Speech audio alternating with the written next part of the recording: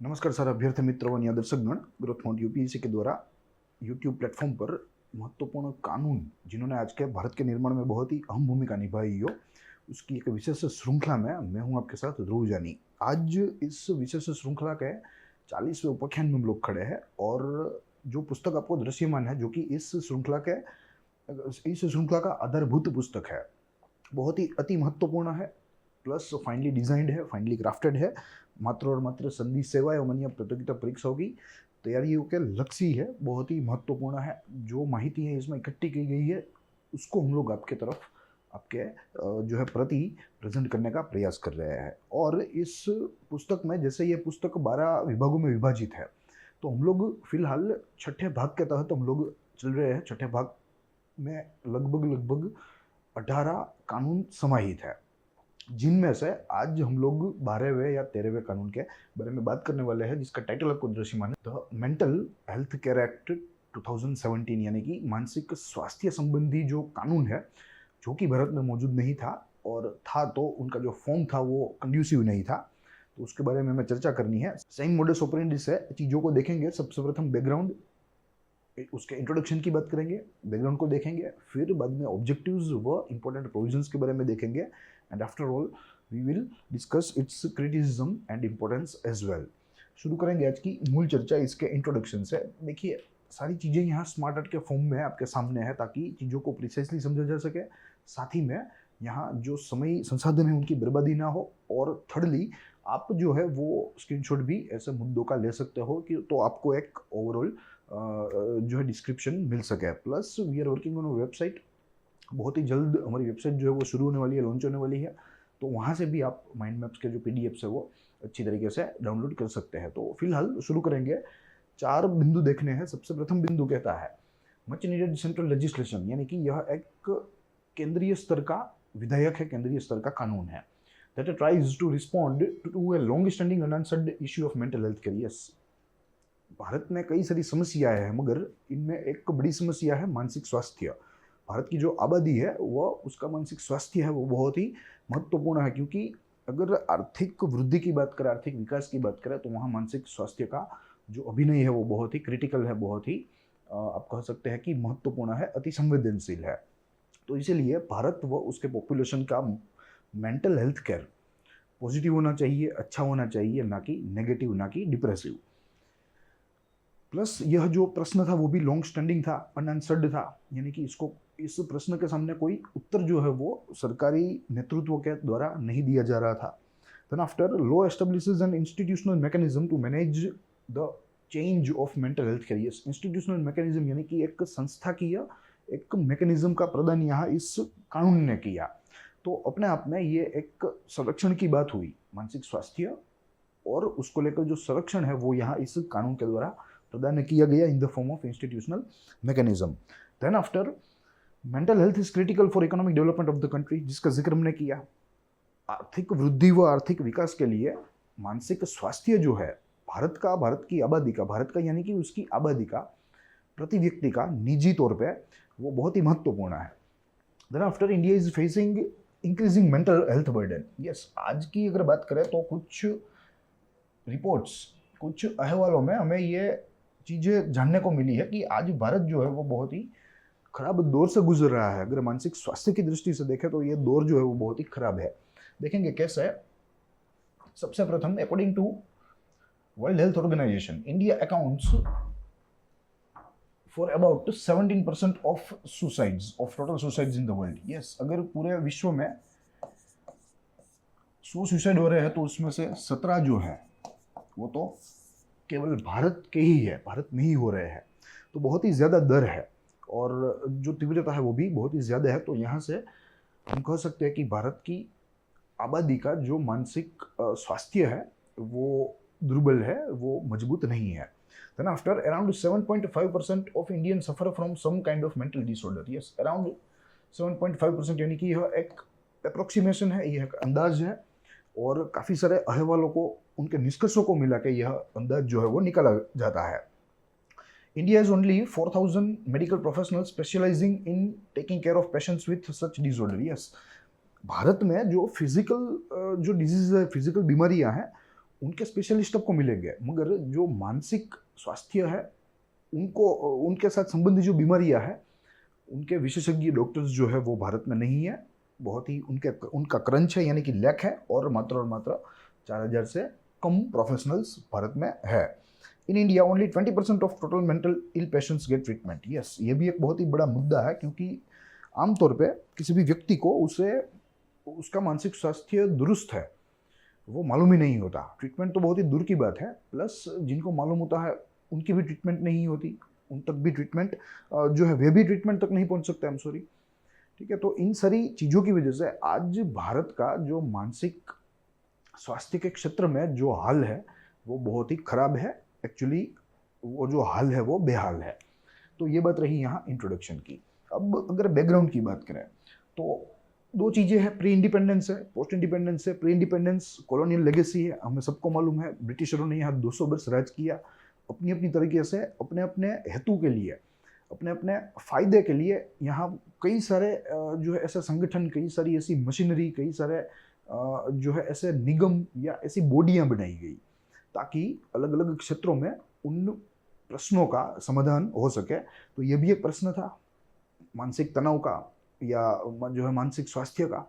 तो उन्होंने तब थोड़े कदम उठाए जो कि हम लोग यहाँ क्लासीफाई करते हैं as a pre independence. And on the other hand सरकार के द्वारा, स्वाधीन भारत में विभिन्न सरकारों के द्वारा जो कदम उठाए जा रहे थे उनको हम लोग यहाँ पोस्ट इंडिपेंडेंस के तहत क्लासीफाई करेंगे। We will see one by one. सबसे प्रथम हम लोग प्री इंडिपेंडेंस देखेंगे कि स्वाधीनता पहले ब्रिटिशरों ने जो नींव रखी वो क्या रखी और किस तरीके से वो मेंटल इलनेस को या मेंटल हेल्थ केयर को वे लोग ट्रीट करते थे। देखेंगे यहाँ प्री इंडिपेंडेंस है। देखिए, सबसे प्रथम history of mental health care mechanism in India trace back to colonial period. Yes, ये तो स्वाभाविक सी बात है, क्योंकि जो आज विरासत मिली है अधिकांश क्षेत्र में वो हमें जो है ब्रिटिशरों से ही मिली है। और अगर कानून की बात करें, मुख्य तौर पर कानूनी विरासत, तो 100% कानूनी विरासत हमें ब्रिटिशरों से मिली है, हमें फिरंगियों से मिली है। तो यहाँ ये भी एक प्रकार की, यहाँ जो मैकेनिज्म है मेंटल इलनेस को क्योर करने का, उसे प्रिवेंट करने का, वो भी एक अपने आप में कॉलोनियल लेगेसी से भरपूर है। Then after, first lunatic asylum was set up in India in the year 1745 in Bombay to treat British soldiers. 1745 पहला lunatic asylum, यानी कि एक प्रकार का रिहेब सेंटर आप कह सकते हैं, जहां ऐसे मानसिक रोगियों की, मानसिक बीमारियों की जो है उनका उपचार किया जाता है, उनको वहाँ ट्रीटमेंट दी जाती है, या एक किस्म की जो है हॉस्पिटलिटी या एक किस्म का व्यवहार उनके साथ वहाँ किया जाता है ताकि वे अच्छे हो, उनका मानसिक संतुलन, उनका मानसिक स्वास्थ्य तेजी से अच्छा बने। Then after this asylums were small establishment. Yes, ये असाइलम्स बहुत ही छोटे छोटे एस्टेब्लिशमेंट है, कोई इंस्टीट्यूशनल मैकेनिज्म, कोई ढांचा अभी भी गैरहाजिर था। Gradually private asylums started being setting up. Yes, धीरे धीरे क्या हुआ कि यह जो बिजनेस था वो धीरे धीरे फैलने लगा। यानी कि सबसे प्रथम तो एक प्रकार की प्रक्रिया थी, it was not a business at all. फिर धीरे धीरे इसकी ज़रूरत बढ़ने लगी, तो इसने एक बिजनेस का आकार ले लिया, बिजनेस के स्वरूप में यह परिवर्तित हो गया। Then after private asylums started opening, private जो है एंटिटीज़ वो भी आने लगी, और मुनाफा देखकर वो भी यहाँ अपना कैपिटल जो है वो इन्वेस्ट करने लगी, वो भी वे व्यवसाय करने लगे।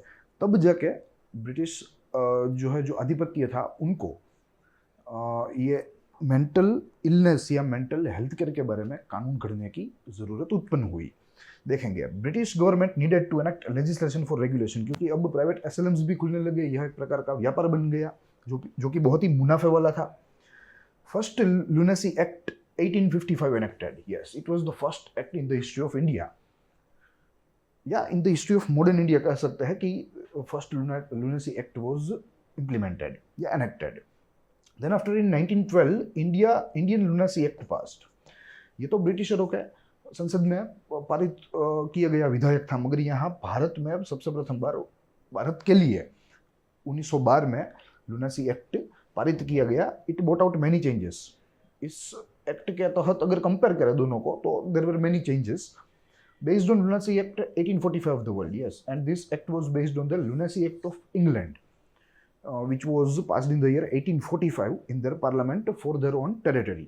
ठीक है, तो वहाँ से उनको हमने मॉडल बनाया और 1912 में सबसे प्रथम भारत का लुनासी एक्ट हमने गढ़ा. Then after main focus of this act was to protect general public from people who had a mental illness. Yes, तब जो इसका उद्देश्य था वो थोड़ा सा भिन्न था. तब उल्टा था कि जो मेंटल इलनेस से ग्रस्त जो व्यक्ति है उनसे जनरल पब्लिक को, सामान्य प्रजा को बचाया जाए. यानी कि आज का जो एक्ट है वो कहता है कि मेंटल इलनेस वाले व्यक्तियों का ध्यान रखा जाए और उनको अच्छे से ट्रीट किया जाए. ठीक है, तो ये आप डिफरेंस समझ सकते हैं. तो this was about protecting general public from the people who are with mental illness. Plus अब हमें आज़ादी मिली तो पोस्ट इंडिपेंडेंस हमें हमारे जो स्टेप्स है गवर्नमेंट के द्वारा, विभिन्न सरकारों के द्वारा अलग अलग समय पर लिए गए हैं, वो देखना है. देखेंगे. सबसे प्रथम independent India established Indian psychiatric society, जिसे संक्षिप्त में IPS कहते हैं, Indian psychiatric society. As 1912 act was considered inappropriate. Yes, 1912 का एक्ट भले ही पारित किया गया भारत के लिए सर्वप्रथम बार, मगर वो अभी भी योग्य नहीं था. तो इसलिए यहाँ भारत में, स्वाधीन भारत में इंडियन साइकेट्रिक सोसाइटी का निर्माण किया गया, ये उसकी स्थापना की गई. In 1962 Muralidhar committee reviews the situation. यह महत्वपूर्ण है. ठीक है, पूरे चक्र को समझने के लिए ये जो कमेटियां हैं, उनके जो अध्यक्ष होते हैं, उनका नाम बहुत ही महत्वपूर्ण होता है. परीक्षाओं में भी, चाहे वो कोई भी स्तर हो, चाहे वो प्राथमिक हो, चाहे वो मुख्य परीक्षा का हो, चाहे वो अंत का इंटरव्यू का हो, तीनों स्तर पर ये महत्वपूर्ण रहते हैं, ऐसी माहिती है. And they recommended need for professionals and started psychiatry PG courses. Yes, उनको लगा, उन्होंने पूरे जो है विषय के ऊपर जो है एक विषय का अध्ययन किया और उन्होंने ऐसा खोजा कि भारत में जो प्रोफेशनल्स है यह क्षेत्र के, उनकी कमी है. तो उन्होंने पोस्ट ग्रेजुएशन कोर्स साइकेट्री के लिए अलग अलग कॉलेजों में पूरे भारत भर में शुरू किया, ताकि आने वाले समय में भारत में प्रोफेशनल्स इस क्षेत्र को लेकर, मानसिक स्वास्थ्य को लेकर जो प्रोफेशनल्स है उनकी कमी ना हो. तो ये अपने आप में बहुत ही बड़ा कदम था. Muralidhar committee in the year 1962. Then after in 1983 national health care, mental health care programme was started. ये भी महत्वपूर्ण माहिती है. और अब तो प्रिलिमिनरी पॉइंट ऑफ व्यू से अगर प्रश्नों की बात करें तो हमें क्रम में जो है किसी भी माहिती को जो क्रम हमें बताया गया है उस क्रम में हमें रखना होता है. तो यहाँ उसके लिए भी ये जो है महत्वपूर्ण है और आपको उपयोगी हो सकता है. In 1983 national mental health care programme was started. ये इंपॉर्टेंट है. Then after Indian psychiatry committee drafted mental health bill in the year 1950. Yes, इन्होंने ही बनाया. इंडियन साइकेट्री सोसाइटी ने ही अपनी तरीके से, क्योंकि वो जो पूरी सोसाइटी थी वो उस क्षेत्र के विशेषज्ञों के द्वारा बनी हुई थी, तो उनके द्वारा यहाँ एक ड्राफ्ट बिल का निर्माण किया गया, जो कि आने वाले समय में पारित होने वाला था. It took 4 decades for the government to enact the bill as a mental health bill in 1987. Yes, देखिए यह जो आप जेट लैग देख रहे हैं, ठीक है, it is due to lack of political will. It is due to lack of political will, क्योंकि अगर पॉलिटिकल विल होती तो ये कानून जो है वो 1950 के दशक में ही पारित हो गया होता, लागू हो गया होता. मगर सरकारों की अक्षमताओं की वजह से, जो है क्रम में आने वाली जो सरकारें थी उनकी अक्षमताओं की वजह से यहाँ 4 दशकों तक यह बिल जो है वो सड़ा रहा या पड़ा रहा. Then after in 1987 bill got replaced by 2017 bill, जिसका जिक्र आज हमें करना है और जिनके माहिती के बारे में हमें थोड़ा जानना है. Framed in light of UN convention on rights of person with disabilities of 2006. Yes, यह इंटरनेशनल स्टैंडर्ड्स है कि कैसे ऐसे मानसिक रोगियों के साथ, मानसिक अक्षम लोगों के साथ कैसे वर्ताव करना चाहिए, उनके हक क्या है, उनके अधिकार क्या है, उनके प्रति समाज का कर्तव्य क्या है, उनके प्रति निजी व्यक्तियों का कर्तव्य क्या है, इत्यादि सारी चीज़ें जो है वो यहाँ UN कन्वेंशन में निहित है. तो उनको आदर्श बनाकर भारत ने 2017 का यह कानून गढ़ा.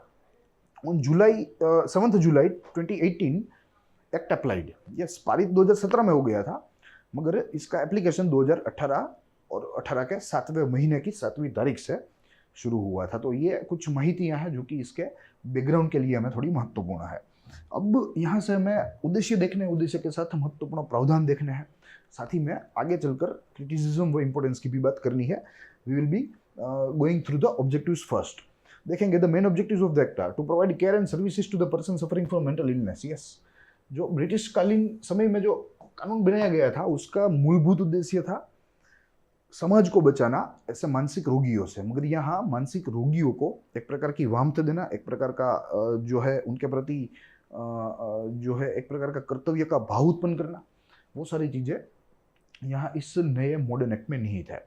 To promote, protect and fulfil the rights of the person during the delivery of mental health care service. Yes, जब किसी भी व्यक्ति का ट्रीटमेंट हो रहा है, किसी भी व्यक्ति की जो कि मानसिक दुरुस्त है, तो उसे जो है उनके जो अधिकार है उनकी भरपाई होनी चाहिए, उनके अधिकारों का संरक्षण किया जाना चाहिए और उनके अधिकारों को एक प्रकार का प्रोत्साहन भी दिया जाना चाहिए जब ट्रीटमेंट जो है चल रही हो।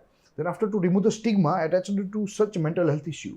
स्टिग्मा यानी कि कलंक, ठीक है। तो आज जो हमारे समाज में एक कलंक बन गया है यह मेंटल इलनेस की बात, जो कि कोई व्यक्ति खुल के बता भी नहीं सकता, तो उसे हटाना चाहिए ताकि ज़्यादा से ज़्यादा लोग जो है वो इंटरेक्टिव बने।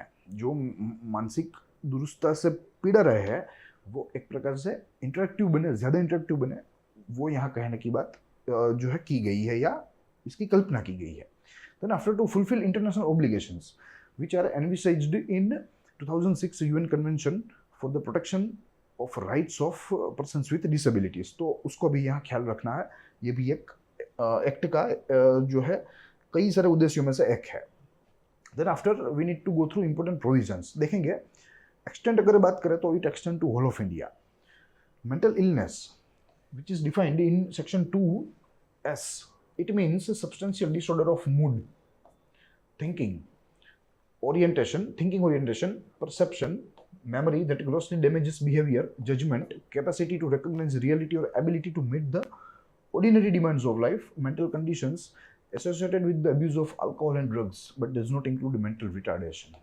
Yes, यह सारी मानसिक अवस्थाएं मेंटल इलनेस कही जाएगी, मगर जो मेंटल रिटार्डेशन है वो अपने आप में मेंटल इलनेस का भाग नहीं है, वो इसका स्वरूप नहीं है। मगर अन्यथा सारी चीज़ें, अगर ड्रग अल्कोहल से होने वाली चीज़ है, मूड स्विंग्स है, आप किसी भी प्रकार का निर्णय नहीं ले पा रहे हैं, आप किसी भी किस्म का तनाव का अनुभव कर रहे हैं, तो ये सारी चीज़ें मेंटल इलनेस में ज़रूर गिनी जाएगी।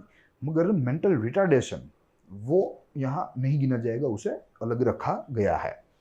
Determination of illness section 3 according to section 3 कहा गया है कि it must be determined based on internationally and nationally accepted standards including the WHO international classification of diseases। yes, कैसा तय किया जाए कि कोई भी व्यक्ति जो है वो मानसिक दुरुस्त है, मानसिक बीमारी से पीड़ित है, वो इंटरनेशनली एंड नेशनली एक्सेप्टेड जो स्टैंडर्ड्स है, जो धोरण है, जो कि अंतर्राष्ट्रीय व राष्ट्रीय स्तर पर तय किए गए हैं सर्वसहमति से, उनके मुताबिक यहाँ तय किया जाना चाहिए। प्लस यहाँ WHO जो क्लासिफिकेशन दिया गया है, वर्गीकरण है, उसको भी कंसिडर करने की बात की गई है।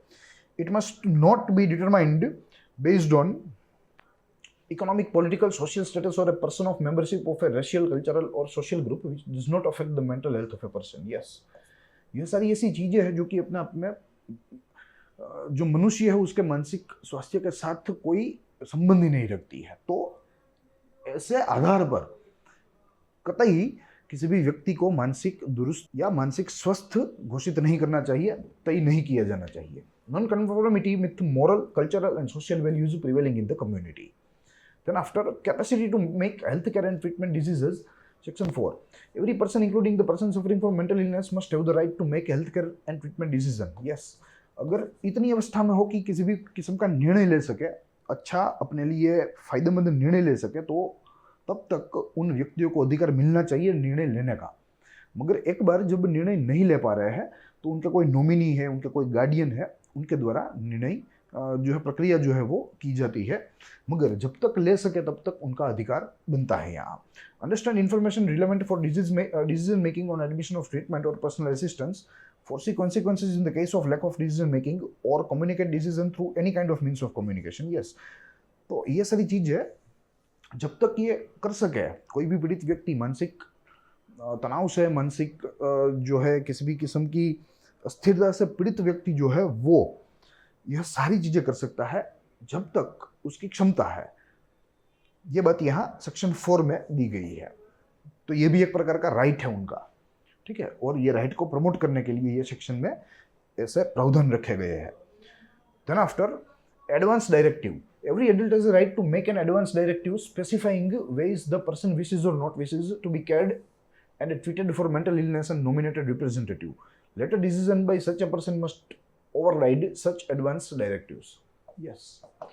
तो यहाँ जो कोई भी वयस्क है और मानसिक दृष्टि से पीड़ित है तो उनको किसी भी किस्म के भविष्य के निर्णय लेने का अधिकार है, प्लस अपने नॉमिनी को रिप्रेजेंट करने का भी अधिकार है। वो किसी भी को अपना नॉमिनी रिप्रेजेंट कर सकते हैं, प्लस चाहे वो ट्रीटमेंट ले या ना ले वो भी अपने आप में जो है प्रकार से वे निर्णय ले सकते हैं अपना। मगर यहाँ जो आखिरी बिंदु है वो महत्वपूर्ण है। वो कहता है कि later decisions by such a person must override such advance directive. Later decision यानी कि बाद में किया गया, अगर समझ लो कि परिस्थिति जब फर्स्ट स्टेज पर है तब किसी भी किस्म का निर्णय लिया है, मगर परिस्थिति अब 2-3 स्टेज तक आ गई है, मतलब बिगड़ रही है, तो अब यहाँ जो फैसला किया जाएगा, चाहे वो दूसरा स्टेज हो चाहे वो तीसरा स्टेज हो, तो वो फैसला इस पहले स्टेज वाले फैसले को ओवरराइड कर देगा, इसे खारिज कर देगा और यहाँ से नई चीजें मान्य रहेगी। तो ये इसका कहना है। देन आफ्टर नॉमिनेटेड रिप्रेजेंटेटिव्स की बात करें तो every adult has the right to appoint a nominated representative who is adult competent to discharge duties and give consent in writing to discharge duties. Yes. कोई भी ऐसा वयस्क मानसिक रूप से दुरुस्त व्यक्ति का अधिकार है कि वो अपना नॉमिनी चुन सके और नॉमिनी को ये सारी चीजें लिखित में देनी होगी कि यस यह जो चीजें हैं जो कि मुझे करनी है इस मानसिक दुरुस्त व्यक्ति के लिए वो मैं करूंगा, ऐसा लिखित में कंसर्न देना पड़ेगा। Then after right of person with mental illness which is described in section 18 says that right to access to healthcare. Every person has the right to access to healthcare from service run or funded by government. Yes. यानी कि civil अस्पताल, सरकारी अस्पताल में किसी भी मानसिक दुरुस्त व्यक्ति को जो ट्रीटमेंट है वो मिलने लायक है, मिलने योग्य है, या मिलनी ही चाहिए। This right includes accessibility, quality, the sufficiency of quantity, affordability, and non-discriminatory service. Such services include acute mental health care service, sheltered accommodation, halfway homes and supported homes, support to family members of such patient, home, hospital, community-based rehabilitation establishment, child and old age mental health care services. Yes, so these are the club of services, group of services which are entitled, yeah, which are right of any mental illness जो है person, ठीक है। तो यह सारी चीजें हैं। Then after right to access to health care which is described in section 19 of the act, this ensures the right to live in and non-segregation from society and not to continue to live in mental health care facility merely because he is homeless or does not have family. Yes, तो ये भी एक प्रकार का इनको जो अधिकार मिला है कि ये जब ट्रीटमेंट ले रहे होते हैं तब भी वे सोसाइटी से अलग नहीं होते या ये सोसाइटी के साथ रहना चाहते हैं, तो ये एक अपने आप में इनका राइट है, सोसाइटी इसमें डिनाई नहीं कर सकती। Then after right to protection from cruel, inhuman, degrading treatment, section 20, it gives right to a person suffering from mental illness to live with dignity. Yes, सम्मान के साथ। जैसे आम व्यक्ति सम्मान के साथ जी सकते हैं, गर्व के साथ जी सकते हैं, वैसे ही ऐसे मानसिक दुरुस्त लोग हैं जो उनका भी अधिकार है, उनका भी जीवन गरिमापूर्ण ही होना चाहिए। Then after including the right to privacy and protection from physical, emotional, verbal and sexual abuse. Yes, तो ये सारे उनको अधिकार भी मिले गए हैं, जिनमें गुप्तता का भी अधिकार है, साथ ही में जो शारीरिक दृष्टि से उनका रक्षण, भावनात्मक दृष्टि से उनका रक्षण, वो जो है सेक्सुअल अब्यूज यानी कि एक प्रकार से लैंगिक दृष्टि से भी उनका रक्षण जो है वो यहाँ रक्षित है। Then after the right to equality and non-discrimination which are described under section 21 of the act, which includes no discrimination on any basis. Yes, यानी कि भेदभाव रहित जो है उनके साथ ट्रीटमेंट होनी चाहिए, emergency facilities at par with availability for those for physical illness. Yes, एक बहुत ही बड़ा प्रश्न भारत में यह है कि फिजिकल इलनेस को जितना जो है एक प्रकार से इंपॉर्टेंस दिया जाता है वो मेंटल इलनेस को नहीं दिया जाता। तो यहाँ ये कहा गया है कि इमरजेंसी फैसिलिटी जितनी क्विक जो जितनी रिस्पॉन्सिव फिजिकल इलनेस के लिए है उतनी ही रिस्पॉन्सिव उतनी ही क्विक मेंटल इलनेस के लिए भी रखी जानी चाहिए। Use of ambulance in the same way for physical ambulance, ambulance का उपयोग भी उसी तरह उसी तेजी से उसी जो डेडिकेशन से यानी कि समर्पण से किया जाना चाहिए। Same manner quality extent of living condition in health care establishment as of establishment treating physical illness. Yes, ठीक है। तो उसी किस्म से जिस किस्म से फिजिकल इलनेस को ट्रीट किया जाता है उसी किस्म से मेंटल इलनेस को भी ट्रीट किया जाना चाहिए without any type of discrimination. ठीक है, तो ये यहाँ इस कानून के द्वारा इनको एक प्रकार से समानता का अधिकार दिया गया है और उनको अपना जीवन गरिमापूर्ण जीने के लिए भी अधिकार दिया गया है। Children under as of 3 not be ordinarily separated from his और मदर, तो ये भी एक यहाँ बच्चों के लिए भी प्रावधान रखा गया है।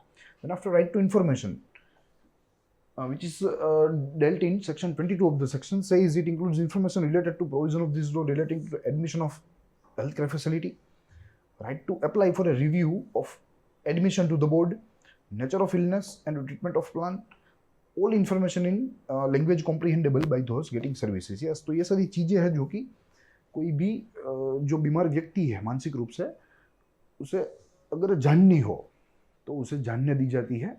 माहितियाँ जो है उसका अधिकार ये इस कानून के तहत दिया गया है। Then after right to confidentiality, yes, गुप्तता का अधिकार यानी कि किसी भी किस्म की इंफॉर्मेशन है, ठीक है, रोग संबंधी या इनकी पहचान संबंधी किसी भी जो बीमार व्यक्ति की वो सार्वजनिक नहीं की जाएगी, वो यहाँ सेक्शन 23 के द्वारा कहा गया है। It includes the right to confidentiality for information relating to mental health, health care treatment and physical fitness, right to access medical records जो कि सेक्शन 25 में बताया गया है। Generally this right is ensured for basic medical records but such information can be withheld in case of likelihood of harm to a person with mental illness और other person. Yes, मगर mental illness के विशेष मामलों में यह जो थोड़ी सी जो liberty है वो यहाँ दी जाती है। Then after right to personal contacts and communication, section 26 says it includes the right to receive or refuse any telephone calls or visitors at a reasonable time. Yes, अपने आप में ये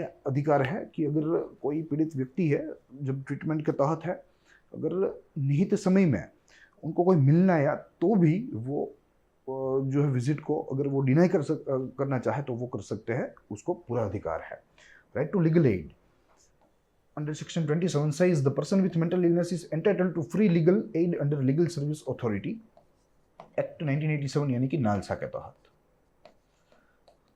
उनको मुफ्त में जो कानूनी मदद है, जो कानूनी सहाय है वो सरकार के द्वारा दी जाएगी अगर वो चाहे तो। Then after right to make complaints, section 28 it includes complaints related to deficiency in service care and treatment in mental health care establishment. Yes, तो ये भी किसी भी प्रकार की अगर शिकायत हो मानसिक बीमार व्यक्ति को ट्रीटमेंट के तहत तो वे शिकायत दर्ज करवा सकते हैं, वो भी यहाँ इस कानून में दिया गया है। Then after central mental health authority, yes, this law envisages the establishment of this particular authority at central level.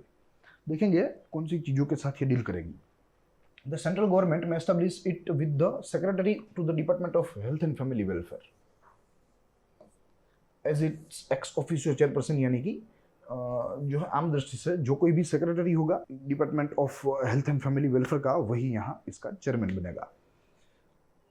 It registers all mental health care establishment, चाहे वो सेंट्रल गवर्नमेंट के तहत हो चाहे वो स्टेट गवर्नमेंट के तहत हो, सारे जो मेंटल हेल्थ केयर एस्टेब्लिशमेंट है उसकी एक सूची यहाँ तैयार की जाएगी, उनका पंजीकरण यहाँ इस अथॉरिटी के तहत किया जाएगा। Then after it will develop the quality and service standards, yes,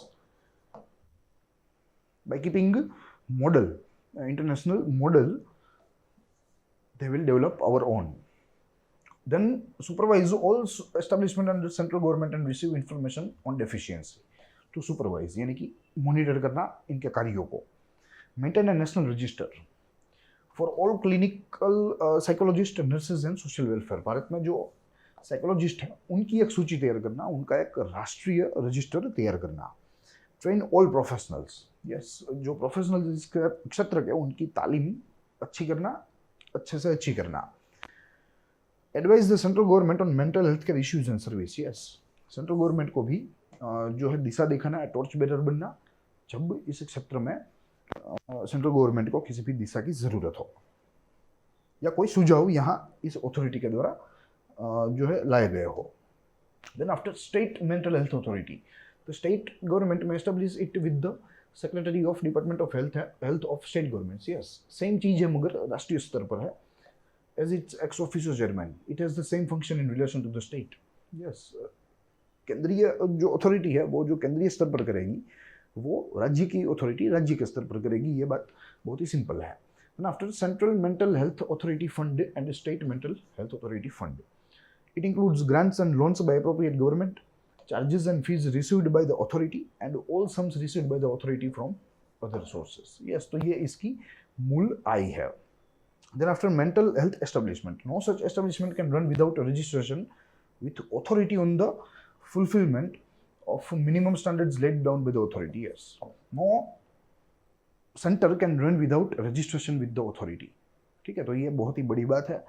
अगर अथॉरिटी में रजिस्ट्रेशन होगा तो अथॉरिटी के द्वारा जो नीति धोरण का निर्माण किया गया है उनका पालन करना पड़ेगा, तो एक प्रकार से क्वालिटी भी बढ़ेगी, डिस्क्रिमिनेशन नहीं होगा और अच्छे से अच्छे ट्रीटमेंट की डिलीवरी होगी।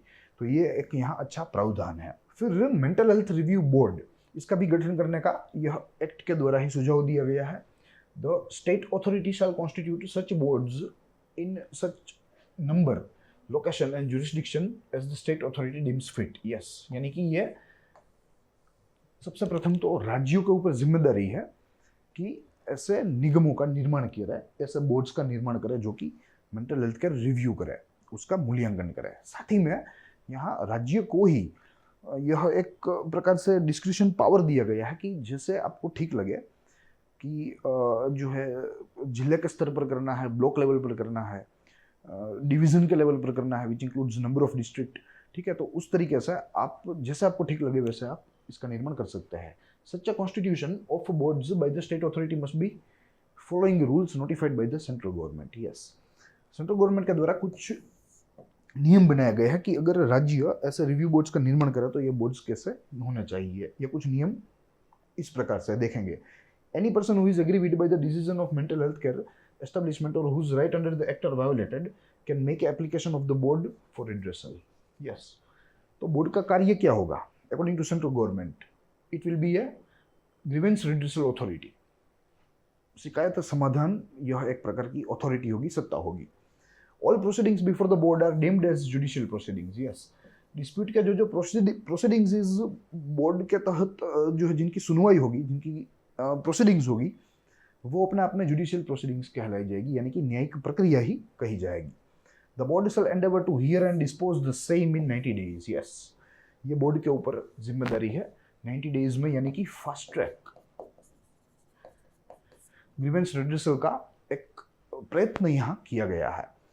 The board shall communicate its decision, ये गलत है, shall communicate its decision to central mental health care authority, ठीक है, उनको बोर्ड को, निगम को, अथॉरिटी को जो है अपने डिसीजंस बताने होंगे अलग अलग मामलों में। Any person agreed from the decision in the high court in which the board is situated, yes, अगर किसी व्यक्ति को जो फैसला यहाँ लिया गया है, जो समाधान इस निगम ने दिया है, अगर उससे संतोष नहीं है, not satisfactory for any other party, then they can approach to the high court of the state in which the board is located, ठीक है। तो कुछ इस प्रकार से ऐसे निगमों का निर्माण करने की भी यहाँ इस कानून में बात की गई है। Then after prohibition under act, yes, कौन सी चीजें प्रतिबंधित है देखेंगे।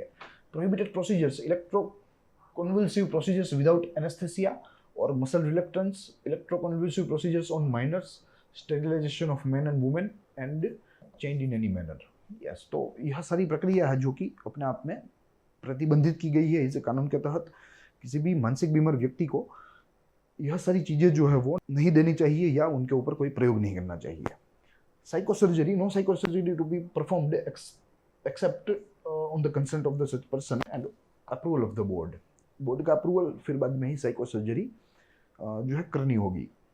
Restraints and seclusions, it is prohibited unless imminent and immediate harm and authorized by psychiatrist.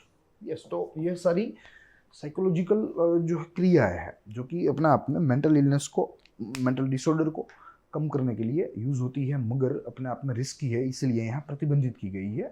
Without any type of prescription, without any type of direction from psychiatrist और board, this type of surgeries and this type of activities just cannot be performed on any mental retarded या mental ill person। तो यही सारी चीज़ें थी जो आज हमें यहाँ मुख्य प्रावधान में देखनी थी। अब क्रिटिसिज्म वो इसके इम्पोर्टेंस के बारे में देखेंगे।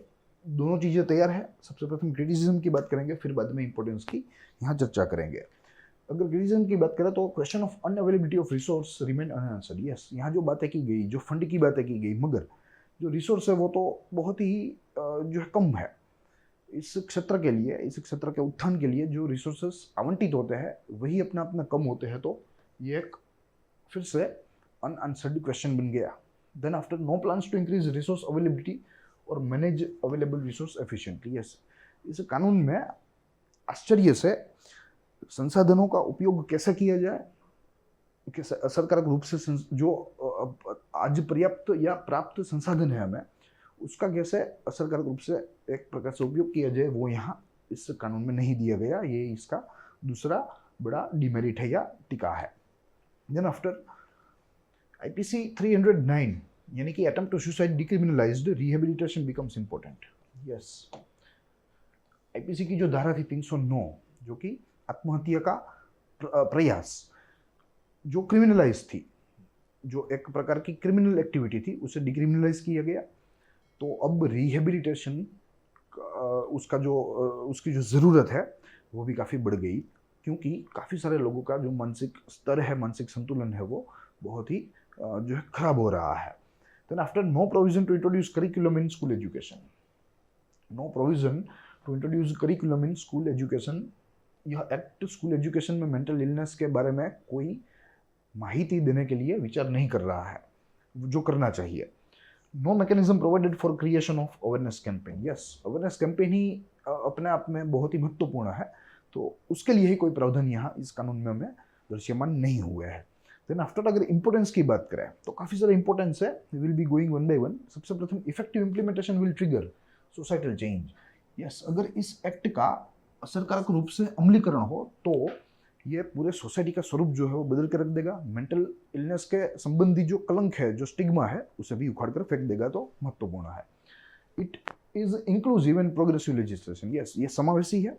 समाज के ऐसे वर्ग, जहाँ ऐसे लोग हैं जो मानसिक रूप से पीड़ित है, उनका भी समावेशन करता है। साथ ही में ये प्रोग्रेसिव है, यानी कि एक प्रकार से आप कह सकते हैं कि डेवलपिंग है। Then after, it provides function and power of all associate authorities. It provides functions and powers of all associate authorities, यानी कि जो मेंटल इलनेस संबंधी उनके अधिकारों की रक्षा संबंधी जो मशीनरी चाहिए वो यहाँ हमें प्राप्त होती है इस कानून से। Act gives deadline of 10 years to the government and all other authorities to achieve and fulfill the obligation of international standard. Yes, the act sets a deadline for the government, चाहे वो सेंटर और state हो, कि अंतर्राष्ट्रीय जो standards, जो नीति निरूपण है, जो धाराधोरण है, उनके तहत यहाँ भारत में ट्रीटमेंट होनी चाहिए। मेंटल इल व्यक्ति के साथ ट्रीटमेंट होनी चाहिए। In comparison to 1987 act, this act recognise more rights of a person suffering from mental illness and has ensured human treatment of such a person. Yes, यानी कि जो 1987 का एक्ट था, अगर उसके साथ ये नए एक्ट की कंपैरिजन करें तो 1987 के एक्ट के तहत जो पहचान हुई थी मानसिक दुरुस्त लोगों के अधिकारों की, उनसे ज़्यादा अच्छी पहचान यहाँ नए कानून में 2017 के कानून में की गई है। बहुत ही अच्छी तरीके से ऐसे लोगों के अधिकारों को पहचाना गया है और उनके अधिकारों के रक्षण के ऊपर भी भार दिया गया है। तो ये अपने आप में इस कानून का एक महत्वपूर्ण प्रावधान है, पहलू है। तो यही सारी चीज़ें हैं जो कि आज हमें इस 40वें उपख्यान के तहत मेंटल हेल्थ केयर एक्ट 2070 के तहत देखनी थी। I hope you enjoyed the lecture. महत्वपूर्ण है सारी परीक्षाओं के लिए, चाहे वो संधि सेवा हो, चाहे वो अन्य राज्यों की सेवा हो, या किसी भी किस्म की प्रतियोगिता परीक्षा हो। प्लस हम लोग मिलेंगे अगले लेक्चर में अगले कानून के साथ। ऐसे ही एक गहरे विश्लेषण के साथ। साथ ही ग्रोथमंड यूपीएससी को लाइक, शेयर और सब्सक्राइब करना ना भूलें। ज़्यादा से ज़्यादा शेयर कीजिए ताकि ऐसी माहिती ज़्यादा से ज़्यादा जो परीक्षा लक्षित तैयारी करने वाले बच्चे हैं, जो सीरियस छात्र है, महत्वाकांक्षी छात्र है, उन तक पहुँचे। तो यही चीज़ें थी। हम लोग मिलेंगे अगले उपाख्यान में अगले कानून के साथ। तब तक के लिए जय हिंद।